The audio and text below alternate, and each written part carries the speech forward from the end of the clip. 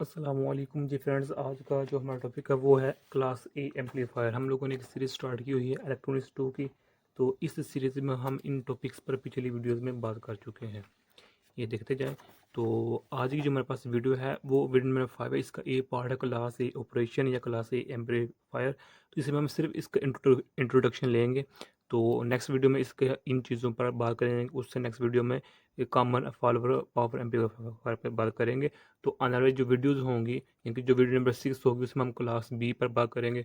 फिर उससे आने वाले नेक्स्ट वीडियो में क्लास ए बी पर बात करने की कोशिश करेंगे। तो आइए इसको स्टार्ट करते हैं। बिस्मिल्लाहिर्रहमानिर्रहीम। सल्लल्लाहु तआला अला मुहम्मद सल्लल्लाहु अलैहि व आलिहि वसल्लम। सबसे पहले देखें इसकी हम सर्किट डायग्राम बनाते हैं।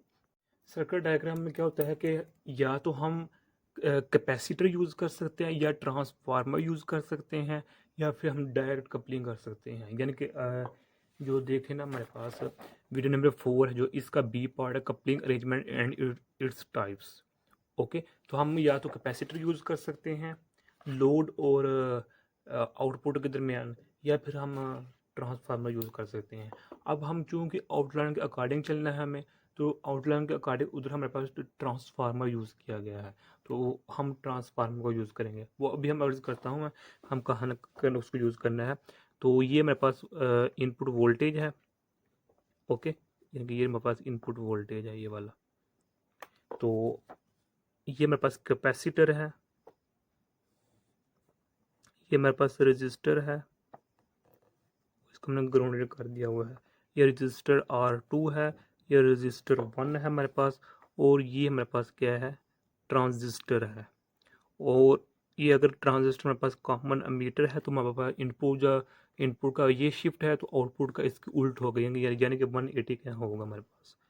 ओके, तो ये मेरे पास रजिस्टर एमीटर की होती है, लेकिन हम अमीटर के रजिस्टर को कैपेसिटर के थ्रू क्या कर देते हैं, ग्राउंडेड कर देते हैं, यानी कि एमीटर की वैल्यू को ज़ीरो कर देते हैं। ये भी कैपेसिटर है। तो ये मेरे पास कलेक्टर है, तो कलेक्टर का ये मेरे पास RC है, और ये ऊपर हमारे पास क्या है, पॉजिटिव VCC है। ये मेरे पास RC है। डन। तो ये इस यहाँ होता है कनेक्ट। तो ये मेरे पास कलेक्टर होता है इधर। ये हम जानते हैं बेस होती है, मीटर कलेक्टर होता है हमारे पास। अब यहाँ फ़र्क पड़ता है कि यहाँ जो मेरे पास ये आउटपुट हमें जो कलेक्टर पर मिल रही है, उसको हमने जो लोड आगे लगा रहे हैं, स्पीकर लगा रहे हैं या बल्ब लगा रहे हैं, उसके साथ हमने कैपेसिटर के थ्रू इसको कनेक्ट करना है या ट्रांसफार्मर के थ्रू कनेक्ट करना है। क्योंकि हमारी बुक में ट्रांसफार्मर है, तो इसलिए हम यहाँ ट्रांसफार्मर यूज़ करेंगे। ओके, तो ये मेरे पास ऐसे हो गया।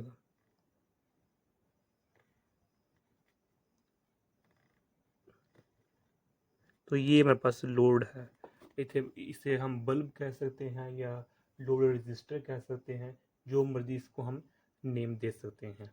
अगर इधर हमने कैपेसिटर यूज़ करना होता, तो फिर हमने क्या करना था कि जो मेरे पास है ना ये कलेक्टर, इसको हमने कैपेसिटर के थ्रू अप्लाई करके सीधा इसके साथ अटैच कर देना था, लेकिन हमने इधर ट्रांसफार्मर यूज़ किया है।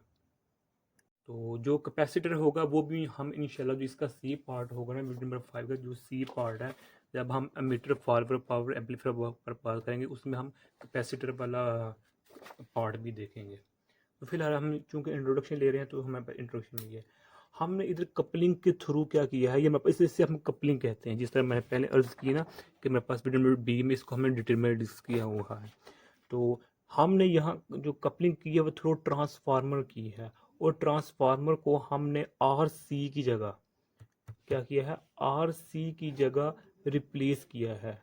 ये काम इसलिए किया है, अब हमने क्लास A को पावर एम्पलीफाई के तौर पर यूज़ करना है। तो इस हमने यानी कि इस एम्पलीफायर को क्लास A एम्पलीफायर के तौर पर यूज़ करना है, इसलिए इधर हमने क्या यूज़ कर लिया है, transformer in the place of RC। अब हमारे पास यहाँ जो हमारे पास क्लास ए की आइडियल की इसमें एफिशिएंसी होती है, वो 1 से लेकर 100 के दरमियान होती है, लेकिन जो इसकी प्रैक्टिकल एफिशिएंसी होती है वो 25% होती है, या इससे कम भी हो सकती है। ओके, हमने क्या किया है, VCC के थ्रू DC बाइसिंग करते हैं, फिर हम AC सिग्नल देते हैं एट इनपुट टर्मिनल। यहाँ तो जब हम AC देते हैं तो यहाँ क्या होता है कि जो मेरे पास बेस होती है, ये बेस है कंपोनेंट, तो IB जो मेरे पास करंट होता है वो इंक्रीज कर जाता है। जब IB इंक्रीज करता है तो जो मेरे पास कलेक्टर पर जो IC होता है, कलेक्टर करंट होता है, वो भी इंक्रीज कर जाता है। क्योंकि जो मेरे पास होता है, हमने ट्रांसफार्मर के साथ लोड रजिस्टर को अटैच किया हुआ है। अब ट्रांसफार्मर में सेटअप और सेटअप डाउन भी कंपोनेंट है, इसलिए जो IB या फिर IC में मैग्नेटिक फील्ड लाइंस चेंज होंगी by flowing of current C। Means इसका मतलब है चेंजिंग या फ्लोइंग, जब भी करंट गुजरेगा तो मैग्नेटिक फील्ड्स प्रोड्यूस होंगी। तो एज अ रिजल्ट क्या होगा, जो मैग्नेटिक फील्ड्स होंगी वो इंक्रीजेस कर जाएंगी। यहाँ अब ट्रांसफार्मर एनर्जी अब्जॉर्ब करेगा। ओके, सो अब जो पॉजिटिव ड्यूरिंग होता है इसमें, यानी कि हम चूंकि ये हमारे पास है, तो हमने जब ये वीडियो नंबर 4 का A पार्ट स्टार्ट किया तो इसमें हमने class A, class B, class C, class AB का शॉर्ट इंट्रोडक्शन किया था। तो हमने कहा था कि जो क्लास A में हमारे पास हम 3, ये 0 एंगल है, 180 है, 360 है। तो जब हम पॉजिटिव पोलैरिटी यूज़ करते हैं तो पॉजिटिव पोलैरिटी में हमारे पास IB क्या होता है, इंक्रीज का हो जाती है। मीन्स IB जब इंक्रीज होता है इसका मतलब IC इंक्रीज हो जाता है। ओके, तो इसका मतलब है जो मैग्नेटिक फील्ड है वो भी इंक्रीज हो जाएगी। ओके, जो ट्रांसफार्मर में होगी हमारे पास। तो एज अ रिजल्ट क्या होगा, कॉइल का कुछ अंदर EMF इंड्यूस होगी। हम सपोज करते हैं जो हमारे पास पॉजिटिव VCC है, इसकी वैल्यू हमारे पास 12 है, यानी कि पॉजिटिव VCC की वैल्यू हमारे पास 12 वोल्टेज है, सपोज कर रहे हैं। तो जब हम पॉजिटिव प्लेट यूज़ करेंगे तो IB भी इंक्रीज होगी, यानी बेस करंट भी इंक्रीज होगी, तो IC यानी कोलेक्टर करंट भी इंक्रीज होगी। तो ट्रांसफार्मर में जब ये दोनों इंक्रीज होगी तो जो ट्रांसफार्मर होगा उसमें 12 वोल्ट जो एनर्जी होगा, वोल्ट होगा, वो ऑब्जॉर्ब हो जाएगा। ओके, यानी कि हम कितना दे रहे हैं, इधर हमारे पास 12 है, तो अब इसमें 12 में से जो हमारे पास 12 होगा इसमें से, वो अब इस कॉइल के अंदर, इस ट्रांसफार्मर के अंदर in the form of energy ये स्टोर हो जाएगा। ओके, अब C टर्मिनल पर जो मेरे पास कलेक्टर होगा, C टर्मिनल में सिर्फ 4 वोल्ट्स रह गए हैं। This is for positive polarity होती है। ओके, जब हम पॉजिटिव पोलैरिटी, मैं अगेन बता रहा हूँ, जब हम पॉजिटिव पोलैरिटी देते हैं तो IB इंक्रीज होती है। जब IB इंक्रीज होती है इसका मतलब IC इंक्रीज होती है, कलेक्टर वाली करंट इंक्रीज होती है। तो इसका मतलब है कि अगर हम सपोज करते हैं 12 वोल्ट है VCC, तो 12 वोल्ट में से 8 वोल्ट इस में चली जाती है, यानी कि IC इंक्रीज होगी, तो इसका मतलब magnetic field lines, magnetic field increase होगी। मैग्नेटिक फील्ड इंक्रीज होने का मतलब क्या है कि कॉइल के अंदर एनर्जी इंक्रीज हो चुकी है, और वो energy in the form of volt होती है VCC का। ओके, तो ये हमारे पास प्रोसेस होता है जब हम पॉजिटिव पोलैरिटी कर रहे होते हैं। तो जब हम नेगेटिव पोलैरिटी यूज़ करेंगे तो नेगेटिव पोलैरिटी में क्या होगा कि ये यही, यानी कि ये नेगेटिव पोलैरिटी यूज़ करेंगे तो IB डिक्रीज होगी, तो कलेक्टर करंट भी डिक्रीज होगा। तो हमारे पास जो एनर्जी इधर स्टोर हुई होगी in the form of energy in magnetic field, वो अब रिलीज हो जाएगी। तो जब वो, यानी कि जब पॉजिटिव केस में अब्जॉर्ब हुई थी, अब नेगेटिव केस में नेगेटिव पोलैरिटी में रिलीज हो जाएगी। तो अब इसका मतलब क्या होगा कि अब टर्मिनल C पर जो टोटल वोल्टेज होगा अब वो 20 हो जाएगा, 8 इसका हो जाएगा, 12 VCC का हो गया, तो टोटल हमारे पास 20 वोल्टेज होगा। अब जो मेरे पास ये 20 वोल्टेज है, जो ये अब यूज होगा for in next stage, means हमारा एफिशिएंसी अब इंक्रीज हो चुका है। So by using transformer we can increase the efficiency. यहाँ यही वजह है कि हम क्लास A एम्पलीफायर को ज़्यादा यूज़ करते हैं रेदर देन जो सिंपल एम्पलीफायर होते हैं। अब यहाँ एक दो पॉइंट है, वो पहली बात ये है कि जब हम कपलिंग कैपेसिटर करते हैं, कपलिंग कैपेसिटर यानी इधर हम ट्रांसफार्मर यूज़ नहीं कर रहे होते, तो हम उधर वैल्यूज लेते थे, P की वैल्यूज लेते हैं। ओके, लेकिन अब चूंकि हम ट्रांसफार्मर यूज़ कर रहे हैं इधर, हम इसलिए हम इधर peak to peak voltage use करेंगे, यानी VPP यूज़ करेंगे, हम VP को यूज़ नहीं करेंगे। और दूसरी बात ये है कि जो हमारे पास VCC होता है एक्चुअली तौर पर, इसके दो पार्ट्स बन जाते हैं, यानी कि दो पार्ट्स में डिवाइड हो जाती है। एक बेस टर्मिनल में चल होती है और एक IC हो जाती है, कलेक्टर करंट, एक बेस करंट। लेकिन अब हम कलेक्टर करंट इसको नहीं कहेंगे, तो इधर होगी इसको हम कलेक्टर करंट नहीं कहेंगे, बिकॉज हमने आरसी को रिप्लेस कर दिया हुआ है ट्रांसफार्मर के लिए, इसलिए इधर हम इस आईसी को कलेक्टर करंट को आउटपुट करंट का नाम देते हैं।